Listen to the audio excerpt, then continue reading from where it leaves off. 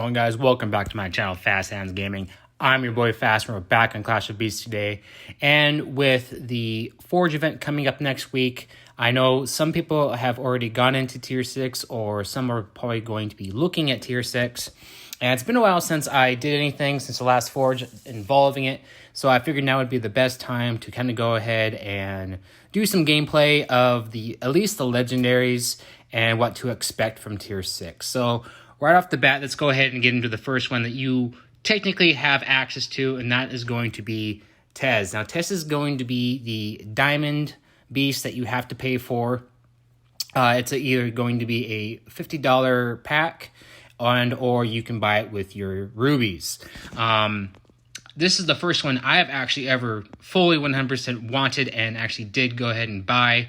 The other ones I've just kind of looked at and seen other people play and just given my personal thoughts after watching other people play it. Now, you will notice that I do not have all of Tez's skills unlocked. That's simply because I am just not forcing XP into any real beast except for my main beast that I'm going to be pushing mainly for PvP content.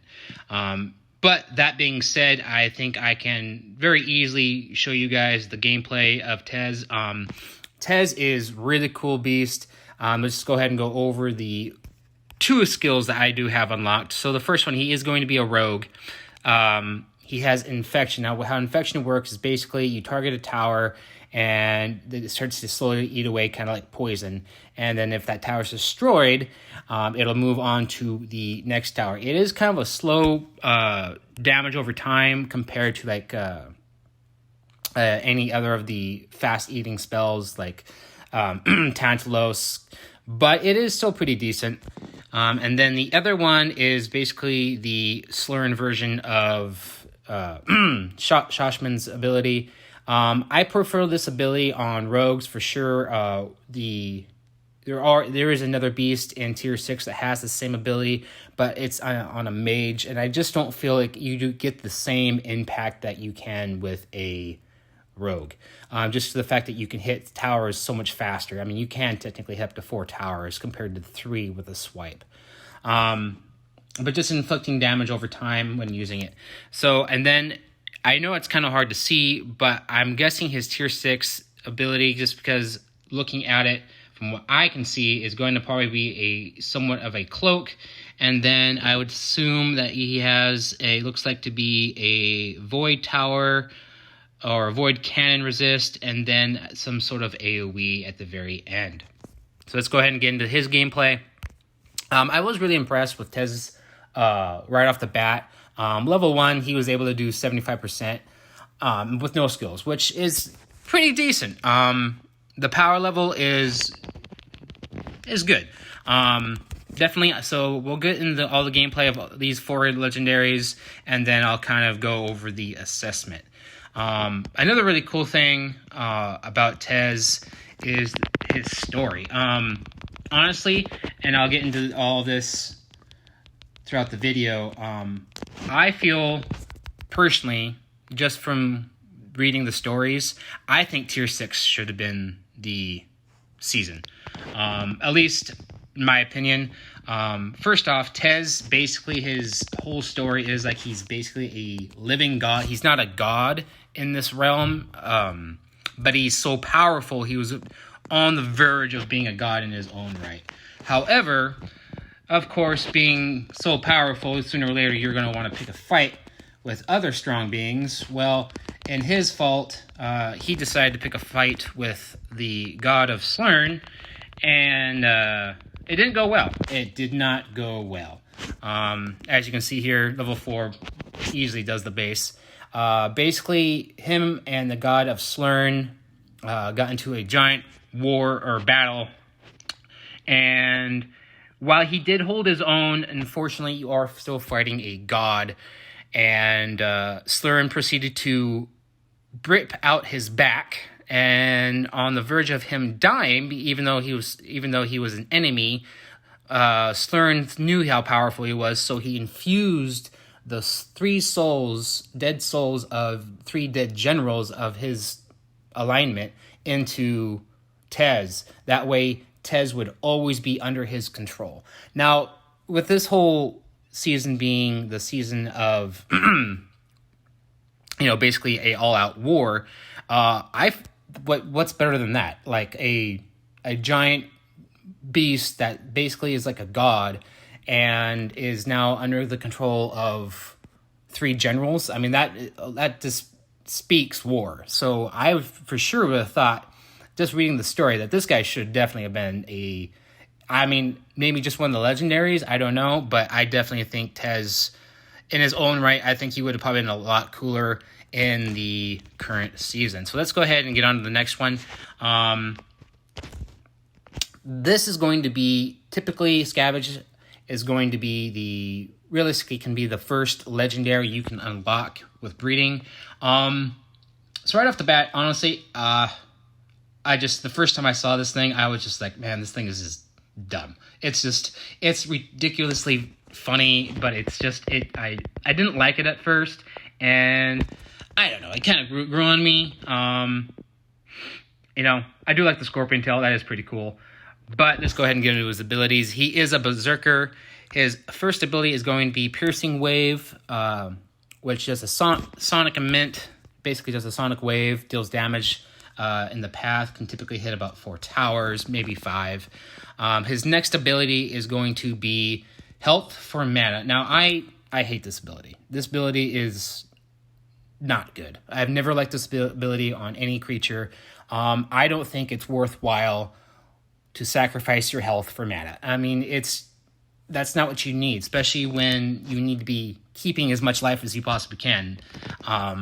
But that's just how I feel about the ability. I don't like the ability. Next, we have the Mana Shield.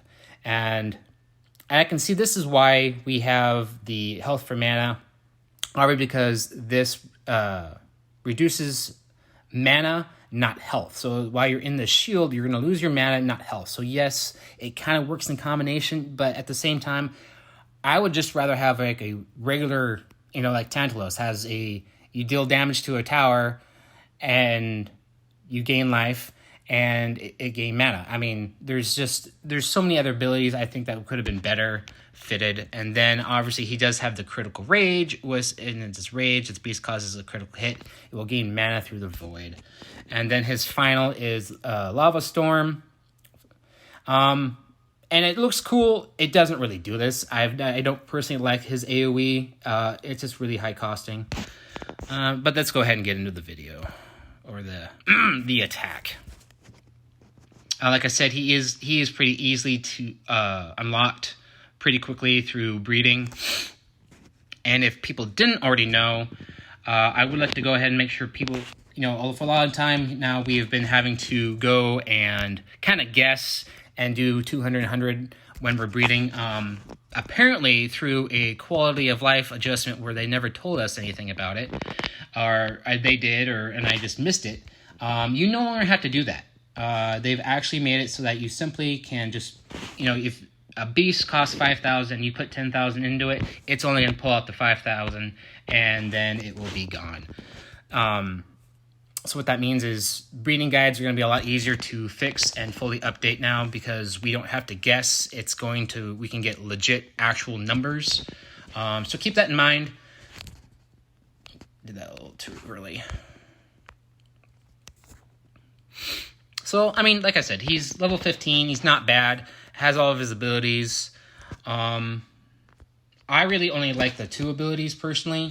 I like to have his Shockwave with the mana. And as you can see here, he's not going to make it. And 74% at level 15. He's definitely not the strongest, but he is a lot of fun. And that's the whole point I wanted to make this video, is get you all an idea of what tier 6 is going to be about. I'm not going to show the commons and the rares, just because they're all kind of meh. And I know everyone at the end of the day is going to be caring more about the legendaries. So that's Scavenge and Taz. Now let's get into something that I was fully not aware was going to be as good as it is. Dolo.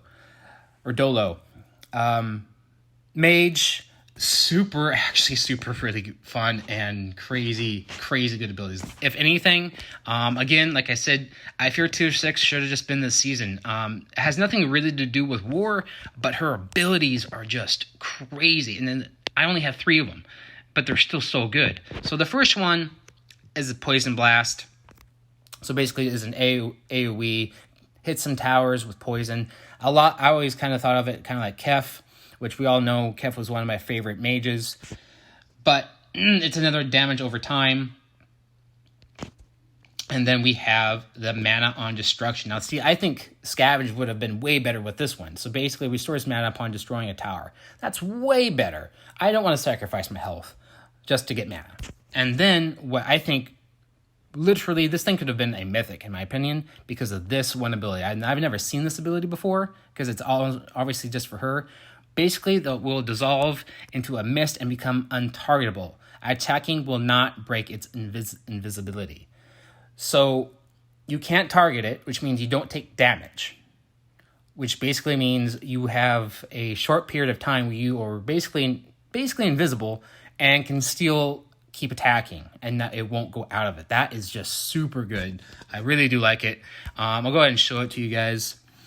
Dolo really did, like I said, did surprise me. I thoroughly enjoy playing with this thing. The whole tier 6 is just a lot of fun. Personally, my favorite tier of all. Just the amount of fun gameplay. Now, I'm going to be honest. Right now, with the levels where they are and players' bases how they are, I don't really see any of these guys doing major league damage to a base. Maybe not until they're max level. Maybe. We'll have to see. Like I said, new tower levels, they hit a lot tower. They hit a lot harder now, so we'll have to wait and find out how things go down. So as you can see here, I mean, it's just so super, super good kit. I really do like this beast. Genuinely really do like it. I mean, not able to really be targeted and not have to worry about taking damage, and then able to get the mana back. So if the last 2 abilities are anything that does with healing, this thing is... So I got super shotted, but you get the point. It's going to be good. I mean, it's only level 6, so it's going to be a good beast, I think, at the end of the game, or end game. Now, getting on to the last beast, which is definitely my personal favorite, Orhal. Yeah, this thing, honestly, flying this thing, and I may get some crap for it, but I always think of Whale Man. I don't know why, the song just pops in my head, but super cool. I love the design. It just is. This is the Moby Dick of the game for sure. But a lot more scarier. So let's go ahead and get into the gameplay. I know I didn't go over the skills, but I just wanted to go ahead and let's just go ahead and fly it. And then I'll just simply talk about it. So the first ability basically increases damage, and then you have a toggle effect, which does not cost you anything. And what it'll do is it'll stun the surrounding towers. We also have, for 2 mana, his healing ability, as you can see here. And then, obviously, there is the stun ability.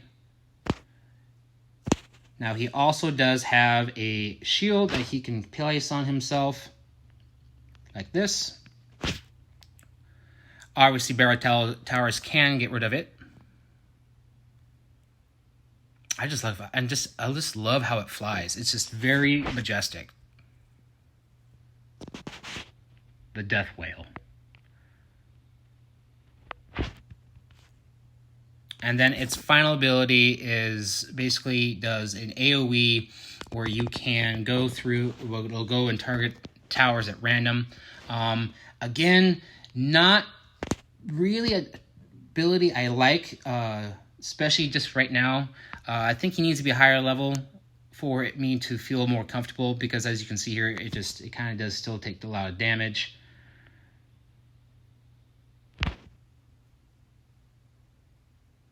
There we go. I still beat it though. And boom, yeah, look at that. I just love how he just, when you win, or if you lose, I love it. I absolutely love this thing. Very, very fun to play.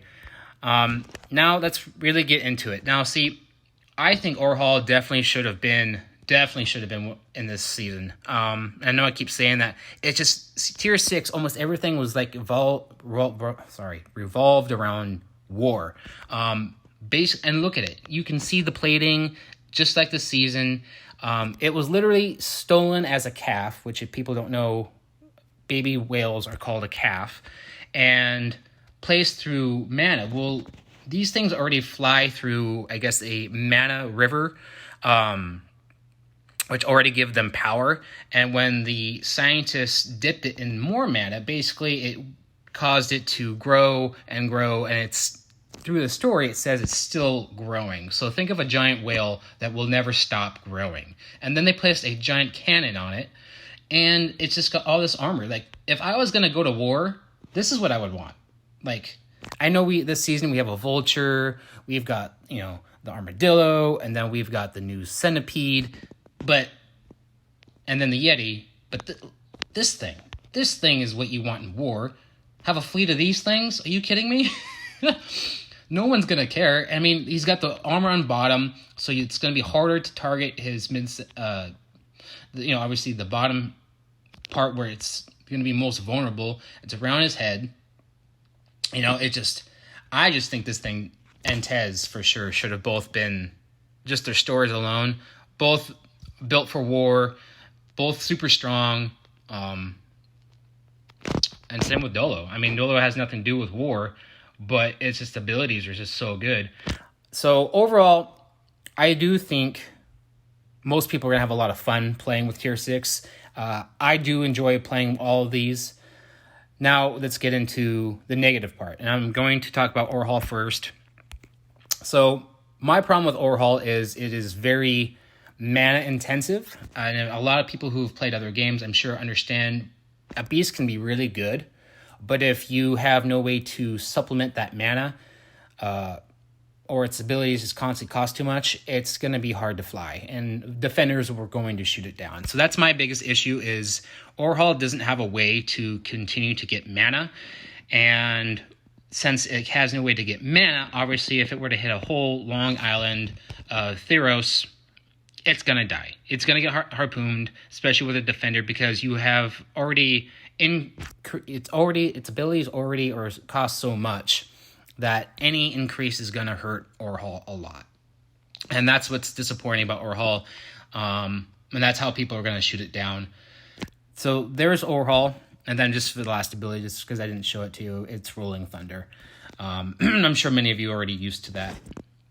Now, Dolo, I don't really see an issue with Dolo when it comes to attacking people's bases. It has mana regeneration. It has the AoE.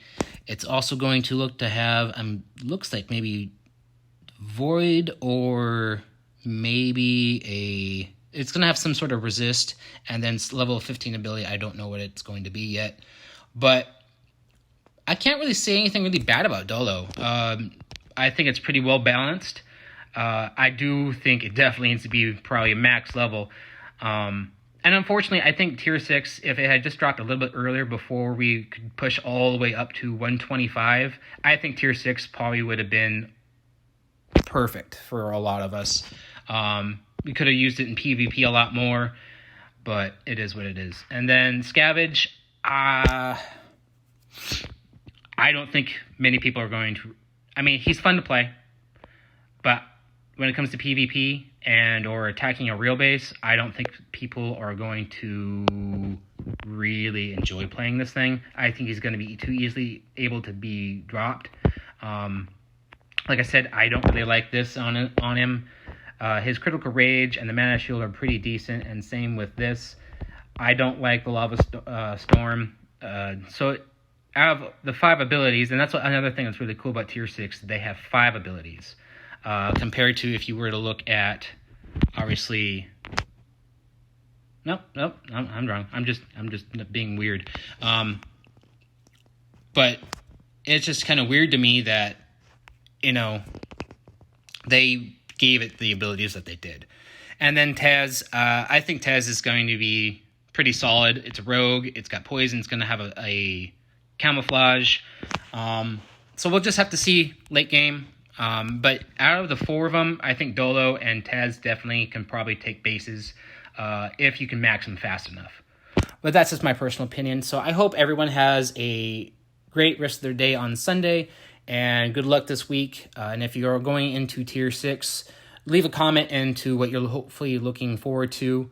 And then I guess the last thing I can say is Stonewing is actually pretty solid. It can, for a rare, it can do some pretty good work. Kieran is a pretty big disappointment. Same with Wartusk. I do like Mothzil. Zala is a pretty big disappointment as well, just power-wise. And then Minak is pretty bad. Yeah. So, but at the end of the day, they are all a lot of fun to play, and that was the big point of me wanting to make this video. Anyway, I hope this helps people. And remember, you no longer have to just do 200 at a time when you're breeding. You can just put in, say, 10K, and if it only takes 3K, it's only going to take that and leave you the 7K. So definitely going to be a big help for new players and veterans alike. Anyway, like I said, I hope you guys have a great day. Remember, this video is made in collaboration with Ubersoft under the Clash of Beasts Content Creator Program. Peace.